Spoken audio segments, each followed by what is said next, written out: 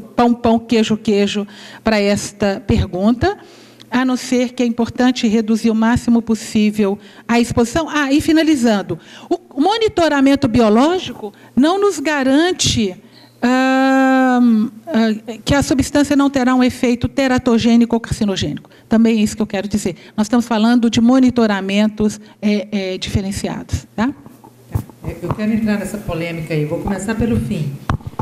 Lá na região sul, a doutora Juliana Silva fez uma avaliação de teste de Gômetra e micronúcleos e documentou um percentual de pelo menos 18% de aplicador de agrotóxico na fruticultura, vinho, pessoal que cultiva uva, de alteração com dano genético e com, inclusive, interferência no potencial reprodutivo masculino. Então, para os homens também tem problema, não é só para as mulheres, não. Então, essa é a primeira questão. Segunda questão, saúde pública e controle de endemia. Saúde pública é a mais atrasada dos setores. Foi a última que baniu o organoclorado quando ele já estava na lista dos POPs, dos poluentes orgânicos persistentes. E assim continua também. A discussão de controle de endemia não tem que pensar em outros caminhos de fazer isso. Até porque os mosquitos estão ganhando, né? Que usa agrotóxico, que passa, e os mosquitos continuam firme e forte, fazendo sucesso e matando gente. Eu também não gosto de mosquito, especialmente se eles me passam malária, dengue, febre amarela e outros bichos.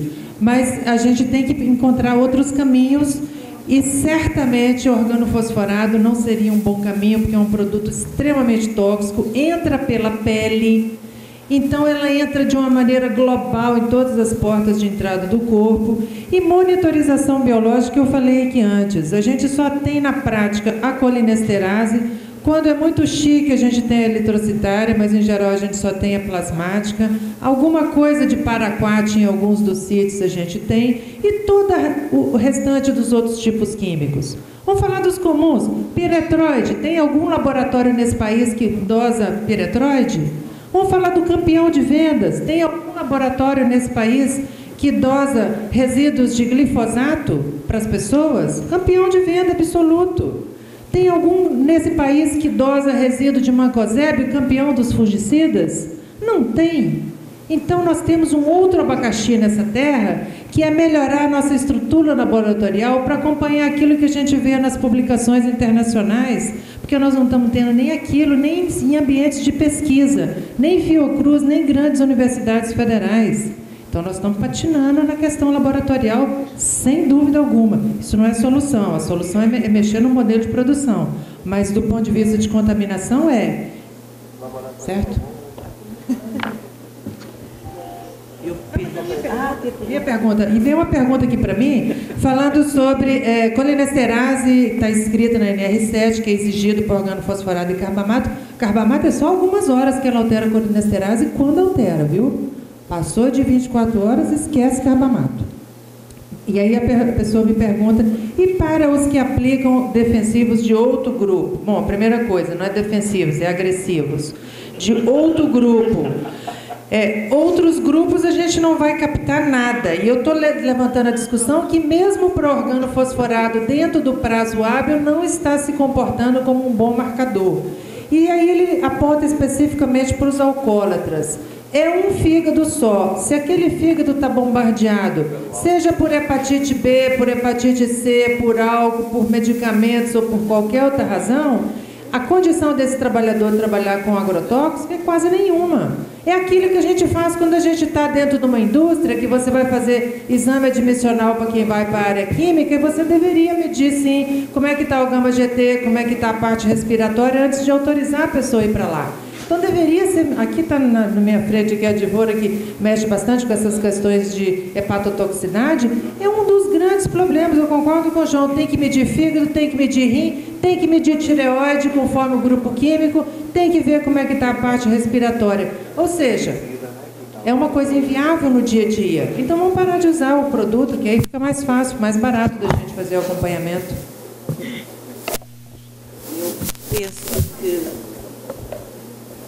Eu penso que dou a palavra só aos palestrantes, só mesmo para fazer uma...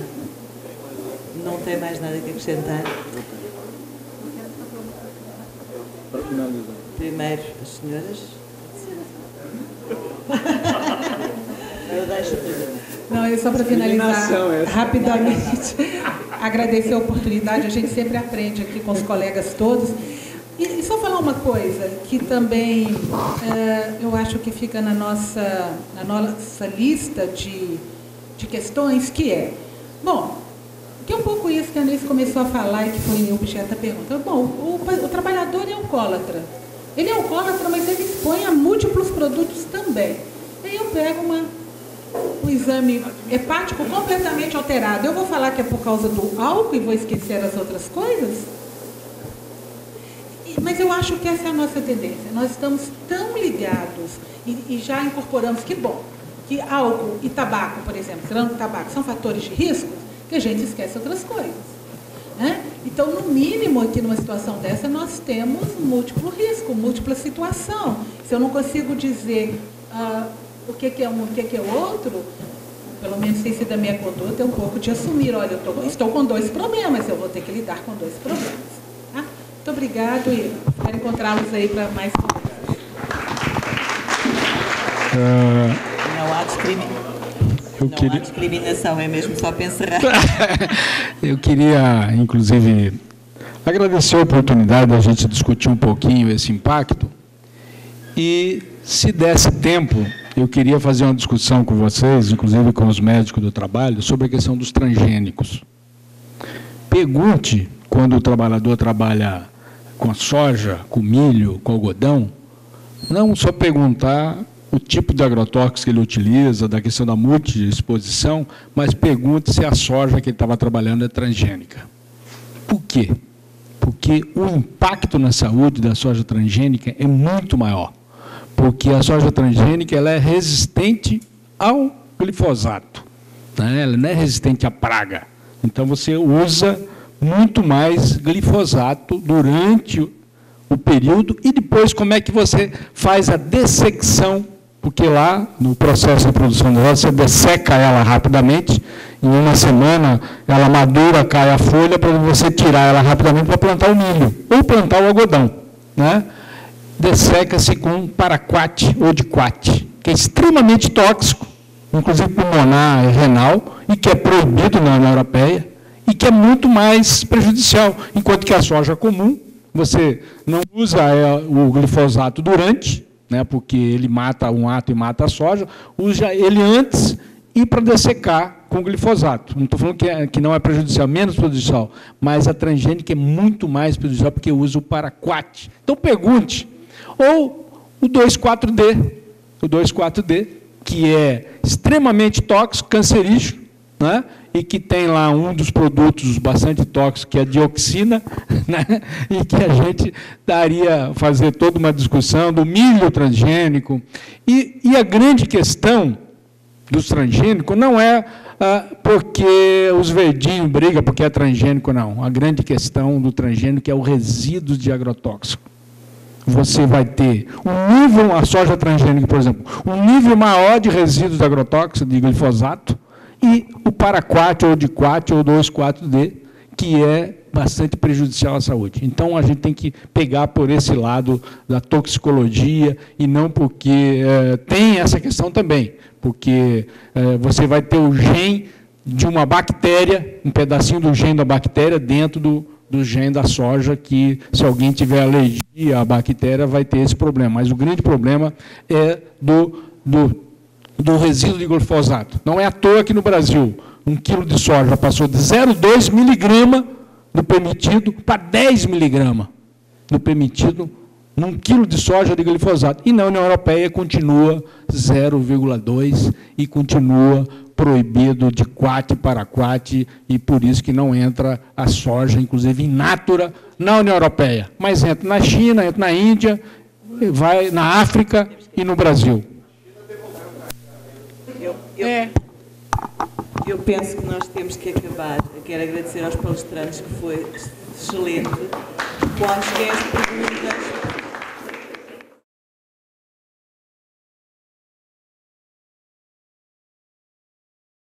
Muchas gracias, doctora Elizabeth, por esa introducción tan larga y tan abundante. Es un gran honor para mí compartir con ustedes esta ponencia y tengo que hacer una salvedad porque Súger me encargó esta encomienda apenas la semana pasada, así que tuve que correr a buscar información y traer un marco que espero que les sea de utilidad y que nos sirva para la discusión. Él quería que yo hablara de atención primaria de la salud y salud de la familia en la empresa y hablara de buenas prácticas.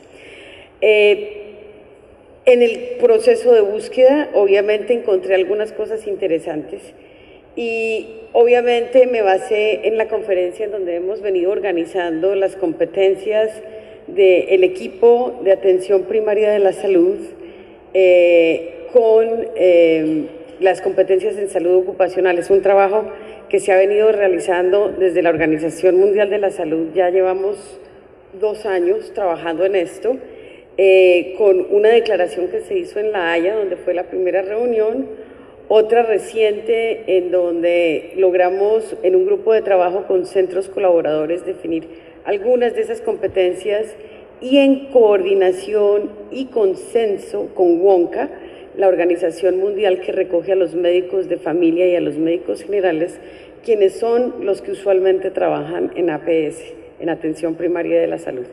De manera que, conectando salud y trabajo, vamos a mirar cuál es el rol de la salud ocupacional en esa atención primaria de la salud y cómo combinamos estas experiencias y algunas que les voy a comentar muy rápidamente. Voy a pasar algunos de los slides muy rápidamente porque sí creo que es importante ponernos en contexto, habida cuenta del problema de coberturas tan graves que tenemos en toda la región. Me disculpo de antemano, pero estoy con una ronquera secundaria al aire acondicionado, pero bueno, espero que me puedan escuchar muy bien. Entonces, desde este punto de vista, voy a hablar un poco primero de cobertura y protección social porque es tal vez el fundamento y la justificación para ir caminando hacia la APS. Y obviamente estamos mirando la problemática enmarcando todo esto en la problemática de enfermedades profesionales versus enfermedades no transmisibles, que son nuestra gran carga en este momento en la región. Hago unos reconocimientos y agradecimientos a 3 personas que me ayudaron a montar esta charla. Al doctor Rubén Torres, es el gerente del área de sistemas basados en atención primaria de la salud en la OPS en Washington. Al doctor Iván Ivanov, el líder del equipo de salud ocupacional con sede en Ginebra, y al doctor Oscar Mujica, asesor regional en epidemiología y análisis de impacto en salud, que me ayudó también a recoger algunas de estas evidencias que les voy a contar. Un poco, estos son los 5 puntos que rápidamente vamos a tocar y voy a comenzar por este marco dinámico cambiante en salud de los trabajadores que nos permite acercarnos de una manera diferente a entender las inequidades y simplemente lo resumo en estos 4 puntos en donde hace 20 años nos fundamentábamos todo nuestro enfoque de riesgo y análisis de riesgo en la relación salud-trabajo. Y más o menos a mitad de la década de los 90 se introdujo el concepto de calidad de vida en el trabajo, dándole un enfoque un poco más holístico, saliendo del puesto de trabajo a entender el núcleo y el universo familiar del trabajador y su comunidad. Posteriormente, entre el 2005 y el 2008, los determinantes sociales de la salud que nos hacen un favor muy grande al aclarar la diferencia entre las condiciones de empleo y las condiciones de trabajo, siendo que hoy las concebimos como dos focos y dos focos de inequidades que de una u otra manera afectan la salud del trabajador y su familia, y finalmente los determinantes sociales y ambientales de la salud en el trabajo, en donde tenemos un enfoque multicausal, multisistémico, multisectorial, en donde estamos mirando las metas del desarrollo sostenible después de Río +20 y en donde estamos fijando nuestros ojos para lo que viene ahorita en el mes de junio sobre la nueva conferencia global en promoción de la salud, en donde estamos hablando de salud en todas las políticas y que esperamos que sea una enorme fortaleza precisamente para estrategias como esta de APS.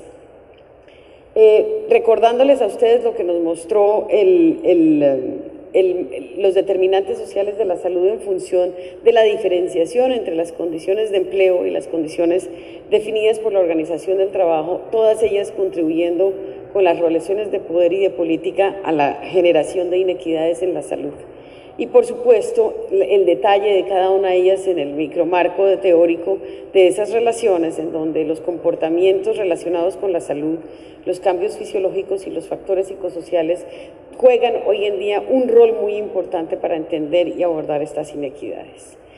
Y aquí quiero robarme una palabra de René Méndez. Él hace un par de años, en el Congreso Mundial de ICO en el Brasil, en el 2003, hablaba de la taxonomía de las inequidades, y a mí me gustó mucho su presentación en donde decía dónde, por qué, cuándo y quién produce esas inequidades.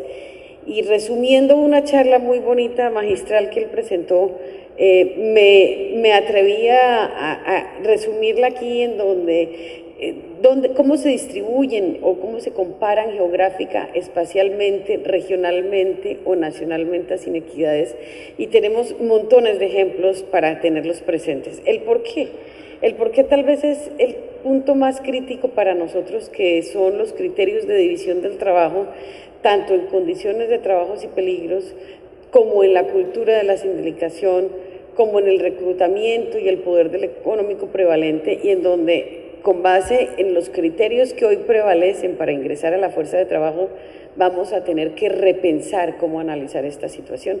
Mientras sigamos permitiendo o regulando el ingreso al trabajo en función de competencias laborales y educación, vamos a seguir limitando el acceso de todas aquellas personas que no tienen acceso ni al entrenamiento ni a la educación, y es una de las mayores inequidades que tenemos en todo el sector de salud de los trabajadores. Y por supuesto, ¿cuándo se presentan estas inequidades? En los eventos críticos de la vida laboral, que son básicamente tres: el ingreso, y ustedes ven el desempleo tan tremendo que tienen los jóvenes hoy alrededor del mundo, sobre competentes, 3 y 4 títulos y no tienen trabajo.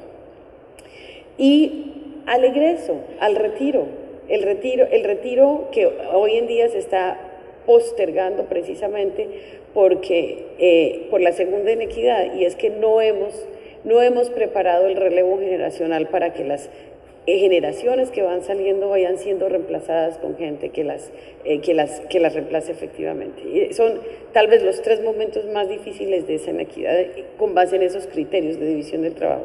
¿Y cuándo sucede? Pues en todos los eventos críticos de la vida laboral, como yo les dije, e incluso nosotros. ¿Quién las produce? Todos: el modelo económico, los empleadores, los aseguradores, los gobiernos incluso tienen legislaciones que los hacen inequitativos, y por supuesto que hasta nosotros mismos, los trabajadores de la salud ocupacional, que podemos caer en tentaciones y pecados contra la equidad cuando hacemos prácticas discriminatorias en los procesos de contratación, cuando usamos o cometemos errores en el monitoreo biológico, cuando hacemos evaluaciones equivocadas sobre pérdida de capacidad laboral y de discapacidad.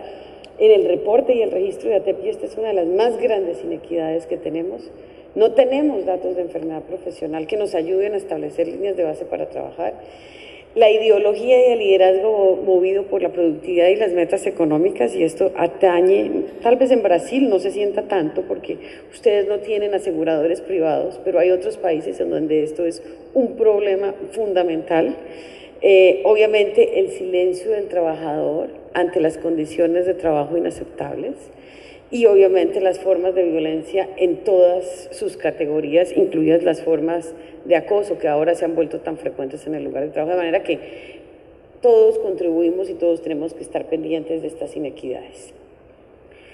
Ahora, anoche hablaba René precisamente de las enfermedades no transmisibles, y tenemos que reconocer, de acuerdo con la declaración que hizo el año pasado las Naciones Unidas en el futuro que queremos en Río +20, en el párrafo 141 dice: reconocemos que la carga y la amenaza que representan las enfermedades no transmisibles a nivel mundial constituye uno de los principales obstáculos para el desarrollo sostenible en el siglo XXI y, por supuesto, generación de toda clase de inequidades.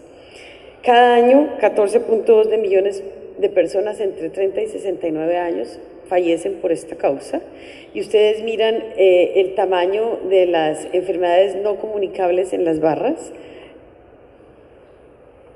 Bueno, voy a ir más despacio. Gracias. A veces me acelero, voy a procurar ir más despacio. Aquí lo que quiero ilustrarles es en las barras azules que ustedes ven en la gráfica, el tamaño creciente de las enfermedades crónicas no transmisibles, mientras que las color azul clarito son las tradicionales comunicables, maternas, perinatales y por condiciones nutricionales que han venido en descenso en la medida en que pasan los años. De manera que la mayoría de los fallecimientos prematuros podrían prevenirse si intervenimos en estas enfermedades. Este es el panorama global. La barra verde que ustedes ven en las 7 regiones de la Organización Mundial de la Salud son las enfermedades no transmisibles y que son nuestro gran grupo de preocupación. Obviamente, en continentes como África, el primero que ustedes encuentran a la izquierda, prevalecen las enfermedades infecciosas y parasitarias, mientras que en los países con desarrollo, las últimas 2 barras a su derecha, ven que básicamente las infecciosas desaparecieron, pero la gran masa son las no transmisibles y, por supuesto, las lesiones. En América, ¿cómo estamos? Es el asesino número 1. Para 2007 puso 4 millones de muertos, pero no es solamente los muertos. Obviamente la mayoría de ellas producidas por enfermedades cardiovasculares y cáncer, seguidas de diabetes y crónicas respiratorias, pero acompañados de 45 millones de fumadores, 139 millones de personas con sobrepeso, y con una mayor carga de estas dos condiciones entre los pobres y los menos educados, lo que hacen que el problema sea aún más grave. La buena noticia es que si en los siguientes años hacemos una reducción significativa del 20% en el consumo de tabaco, disminuimos el consumo de sal en un 15% y aumentamos la cobertura de medicamentos para los pacientes con enfermedades cardiovasculares en un 60%, podríamos en 10 años disminuir 3.4 millones de muertes. De manera que, como bien decía ayer René, el futuro lo hacemos hoy si hacemos la prevención adecuadamente. Y como tenemos que hablar de enfermedad profesional, esta gráfica es la gráfica oficial de la OIT, en donde muestra el pedacito de la torta en azul, son las muertes por accidentes de trabajo, son el 14%. Y el resto son las enfermedades profesionales, 2.34 millones de muertes por año. Y con muchas causas, infecciones, cáncer, alergias, problemas de salud mental y trabajo, dolores o trastornos o desórdenes musculoesqueléticos, en donde el dolor lumbar desde hace 6 años sigue siendo la mayor causa de ausentismo en los Estados Unidos, y los peligros físicos como el que más conocemos y diagnosticamos nosotros, que son las hipoacusias. Ayer brevemente en la introducción comentaba yo este cuadro en donde vemos en 7 países comparando las estadísticas de enfermedad profesional contra las de Europa, que son la segunda que ustedes ven en las columnas altas, son las europeas, y el resto no alcanzan a ser chiquititas. Miren ustedes, para Panamá no se le alcanzan a ver las barras de números, solamente se ve la tendencia. Pero era simplemente para ilustrar que tenemos un problema muy severo y muy importante de subregistro. A nivel mundial, tenemos claramente definidas muertes por riesgos ocupacionales, por ruido, estresores ergonómicos, carcinógenos, factores de riesgo de accidente y partículas aerotransportadas, lo que nos hace pensar que, a pesar de que René decía ayer que la silicosis y la neumoconiosis desaparecieron, es muy probable que estén ahí guardaditas en esa gran bolsa de las enfermedades crónicas y no las estamos diagnosticando. Y para prueba de la muestra un botón, aquí está este análisis basado en la carga de la enfermedad del 2004, en donde El primer riesgo profesional son las partículas aerotransportadas, donde están asma, EPOC, silicosis, asbestosis y antracosis, produciendo 457 muertes por año, con una pérdida de años de vida saludables perdidos por discapacidad de 6.751. Obviamente siendo los cancerígenos mucho inferiores y los accidentes, a pesar de ser altos y registrados, también inferiores. De manera que las partículas aerotransportadas a lo mejor están ahí produciéndonos todas las neumoconiosis y no las estamos identificando. Esta es la carga ya distribuida por las enfermedades en donde el mesotelioma, el cáncer de pulmón y la enfermedad pulmonar obstructiva crónica son las más prevalentes para la carga de la enfermedad. El último estudio que recién publicó en Lancet, el Instituto de Carga de la Enfermedad en Estados Unidos, hizo un clúster de riesgos ocupacionales analizados incluyendo carcinógenos, y ahí están las sustancias que analizaron, asmogénicos, partículas, gases y humos, riesgos de accidente de trabajo y dolor lumbar, encontrando una estimación muy importante de muerte prematura atribuible por mortalidad, en donde se observa con claridad que aumentaron casi 1 millón de años desde el año 1990 a la fecha todas estas pérdidas de muerte prematura.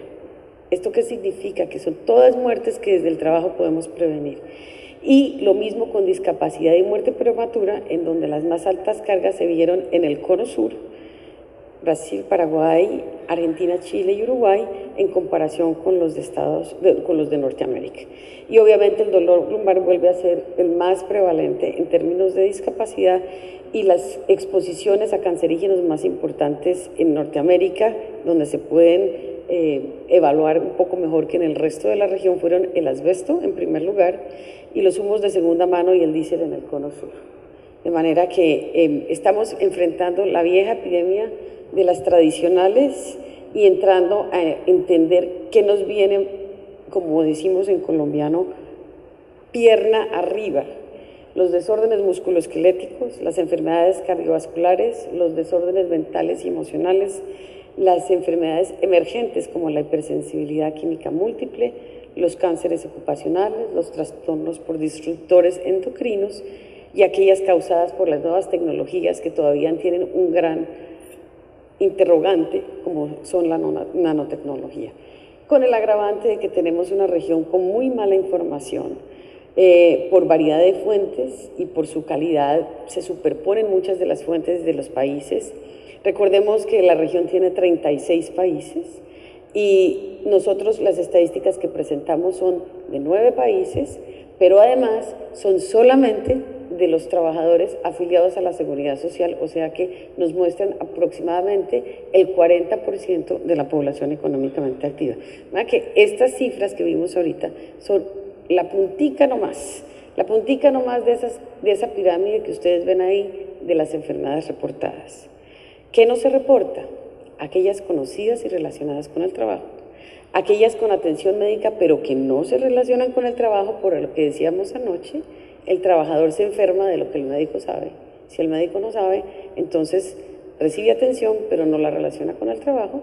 Aquellas otras que son sintomáticas pero sin atención médica, las que nunca lograron el acceso a los servicios, y aquellos que están afectados pero no sintomáticos que tampoco van a acceder a los servicios. Y muchas de ellas, por supuesto, deben estar guardadas en esta gran bolsa de las enfermedades crónicas que no diagnosticamos. ¿Cómo vamos hacia la cobertura universal? Esto es una historia en donde dicen, nos devolvimos al pasado, muchos nos han dicho.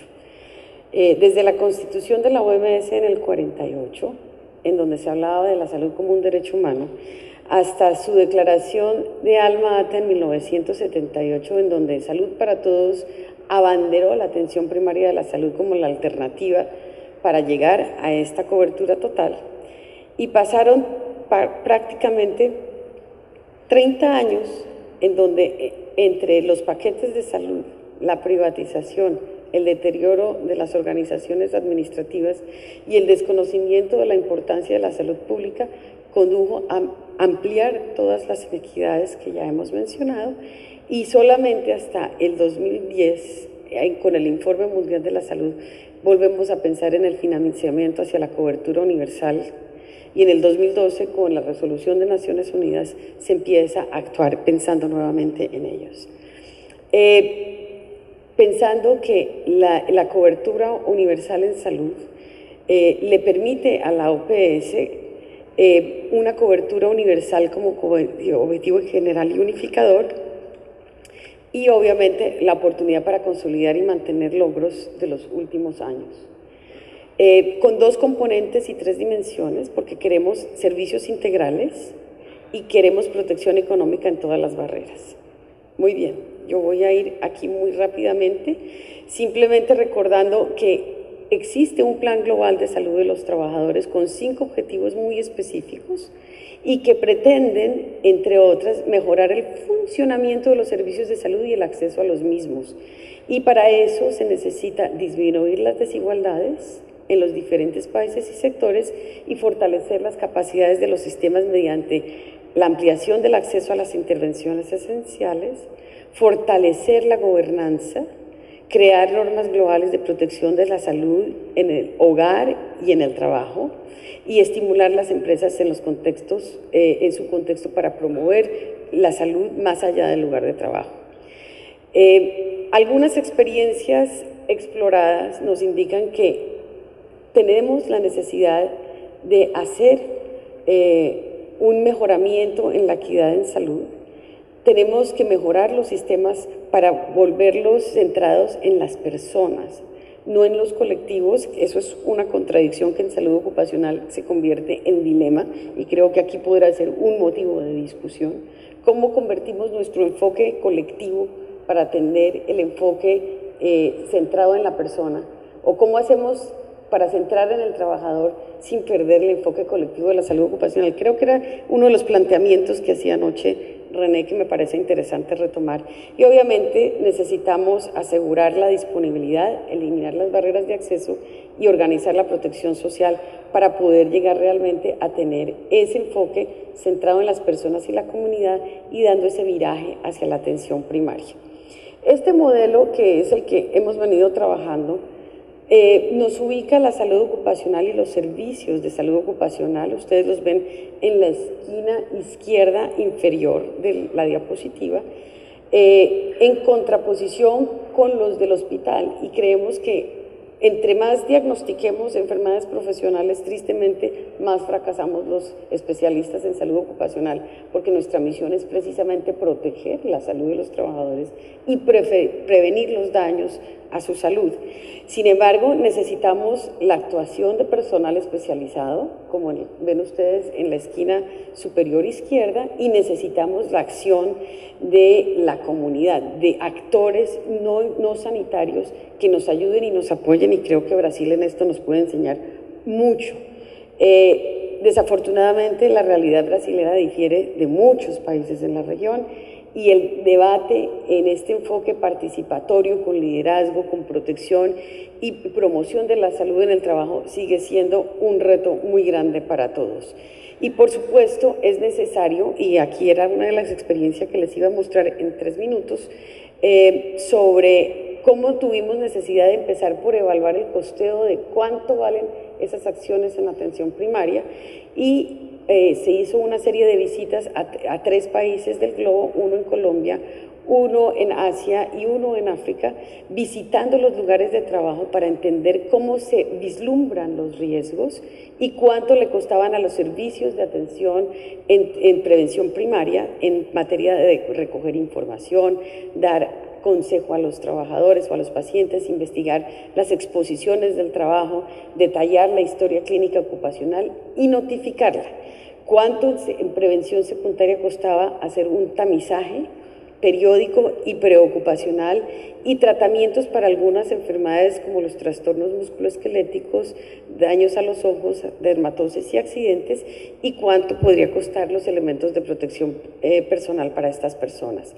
En atención terciaria, ¿cuánto valía el consejo, el acompañamiento para el ausentismo y la discapacidad y los programas de retorno al trabajo?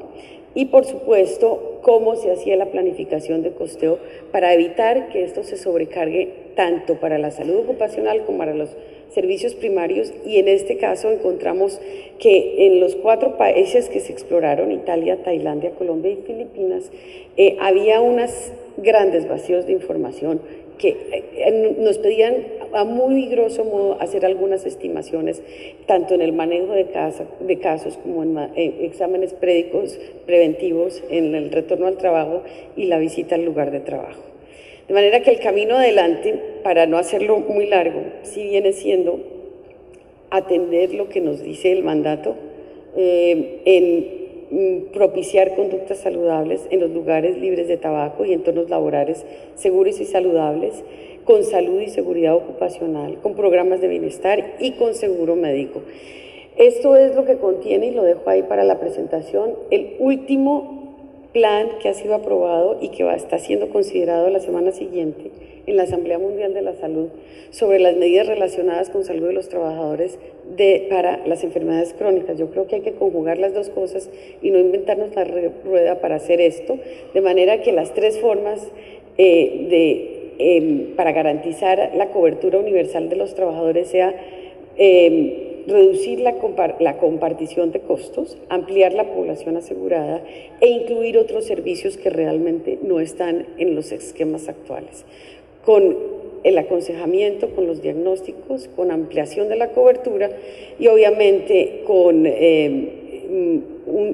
enfocados en este camino que quiere de condiciones institucionales con un marco normativo sólido, con sistemas de gobernanza eficientes y con la capacidad institucional para ejercer esa rectoría que queremos dentro de este manejo que quiere la OPS de acción intra y extrasectorial contra los determinantes sociales, con equidad y con inclusión de la población. Con esto que plantea las intervenciones, los desafíos van a ser pues cómo consolidar estos avances en todos los temas de salud, cómo controlar las epidemias de las condiciones crónicas y cómo involucrar la protección de la salud de los trabajadores. Algunos retos muy importantes que tenemos ahí para lograr esa cobertura universal, y obviamente recordarles que el próximo 29 de mayo vamos a estar lanzando aquella iniciativa que les dije yo de esta red regional en materia de enfermedades profesionales. E muitas graças. Particularmente no cenário brasileiro, e há grande investimento por parte do Ministério da Saúde no sentido do desenvolvimento do cuidado aos trabalhadores na atenção primária, exatamente voltado para a população trabalhadora do setor informal, que não tem outro tipo de cobertura ou de atenção. Mas esse desafio está presente também para as empresas, né? Empresas grandes, e é um pouco desta experiência que nós vamos ouvir agora. É um prazer estar aqui, agradeço a comissão, agradeço ao professor, meu mestre, professor René Mendes, a minha participação. Primeiro eu queria enaltecer e agradecer a presença de vocês, que estão preocupados e participam, evidentemente, da medicina assistencial, não somente a parte ocupacional, que hoje é um impacto altamente difícil dentro das organizações, é um impacto financeiro, né? E às vezes, ou na maioria das vezes, o custo assistencial ele é 3, 4, 5 vezes maior que o custo de saúde ocupacional dentro das empresas. Então, é um papel muito importante, que eu acredito que o médico do trabalho, é um papel totalmente abrangente, que na maioria das vezes os planos de saúde, planos odontológicos, são geridos e são acompanhados por gestores de benefícios de recursos humanos, nem sempre preparados para essa meta. Produtos médicos, existe a necessidade de um médico, isso é iminente. A participação do médico é preponderante nessas questões, porque do meu entendimento, dentro da estrutura que nós temos internamente, de 16 ambulatórios espalhados pelo Brasil, a atenção primária é o ponto inicial de tudo. dependendo da qualificação que você tem nos seus ambulatórios, e esses ambulatórios regionais tendo uma rede referenciada médica do outro lado para receber os nossos pacientes, nós temos respostas extremamente positivas. E eu entendo claramente essa preocupação geral dentro desse aspecto técnico, desse aspecto financeiro, que hoje as empresas estão passando por dificuldades financeiras e se não tomamos cuidado, os planos de saúde são contratados pela área de compras ou área financeira, infelizmente.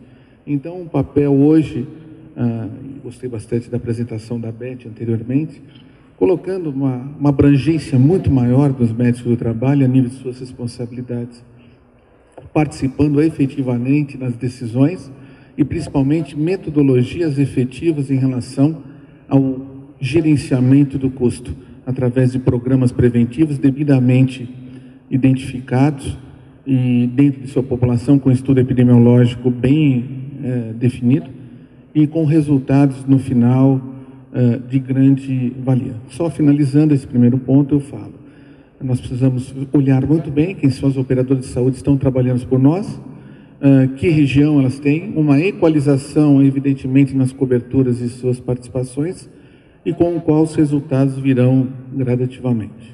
A nossa experiência, na verdade, ela é uma experiência prática e de necessidade.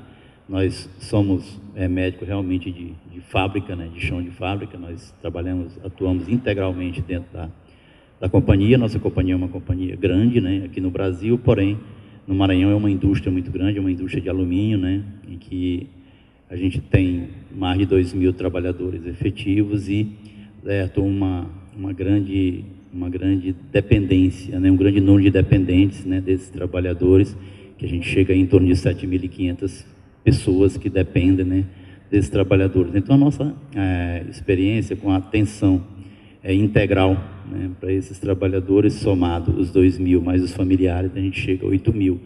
E sou honesto com os senhores, não foi minha antecipação que fez isso, foi uma demanda, é a necessidade desse trabalhador. Eu acho que a grande atuação nossa foi exatamente perceber, né, o clamor deles. Nós temos vários canais de comunicação entre a saúde ocupacional, que é ligado ao sistema de EHS e a nossa diretoria. Então, existe um canal direto, né, do trabalhador com a direção da empresa, e nós, graças a Deus, apesar de algumas deficiências nós ainda temos, mas nós temos bons sistemas de gestão de saúde ocupacional. Nós temos hoje software, né? Nós temos hoje ferramentas que nos ajudam muito, e vou lhe ser muito honesto, me tiraram um pouco do trabalho, né, de execução dos programas, já que reduziu muito, né, o meu trabalho, né, a minha demanda de trabalho focado nisso. Né, como as nossas empresas pedem o nosso potencial total, né, a gente tem que, com muita honestidade, buscar outra forma de trabalhar para não perder o emprego. Certo? Então, a gente sinalizou, né, nós fizemos um estudo epidemiológico, tanto da população trabalhadora, o perfil de saúde desses trabalhadores, baseado nos dados que a gente tem do nosso PCMSO. Nosso PCMSO é um pouquinho ampliado, né, no sentido de não só focar em risco, né, porque eu sou honesto com os senhores, né, sou um crítico árduo, no sentido de que se eu tenho ruído, eu controlo a audiometria, se eu tenho particulado, eu controlo proteção respiratória, e se eu tenho ergonomia, né, se eu tenho risco ergonômico, eu controlo o músculo esquelético. Eu sou totalmente crítico a isso. Eu acho que o ser humano está longe de ser dicotomizado desse jeito, tá certo? Eu até entendo, né, que se eu voltasse para estudar no primário, eu diria que o ser humano tem cabeça, tronco, membro e família. Seria a quarta parte do trabalhador. Porque eu tenho uma experiência própria, eu cuido de mim como saúde, mas me preocupo demais com minha família. Então, eu gostaria demais que minha família estivesse muito bem assistida, que minha família estivesse muito bem cuidada, para que eu possa desenvolver o meu potencial e focar no meu trabalho. Eu entendo que a minha situação de estar numa empresa, um trabalhador que trabalha numa situação crítica, que é um operador de veículo industrial, que é um operador de espaço confinado, que é um operador de trabalho em altura, que trabalha quente, né? Então, essas pessoas, com muita honestidade, eles não podem estar pensando muito lá fora. eles têm que ter a certeza que a família dele está bem assistida. Infelizmente, o senhor tocou num ponto crucial para a gente lá, talvez muito mais difícil do que os senhores aqui no sul, sudeste e centro-oeste do Brasil. O Nordeste tem uma dificuldade grande de controle de plano médico, porque as grandes empresas de plano de saúde são sediadas aqui e tem as subsidiárias lá, e a gente tem uma dificuldade muito grande de contato. Porém, mas mesmo assim a gente não desistiu muito disso e buscou, né, em cima desses trabalhadores, um perfil de uso desse plano médico. Então eu preciso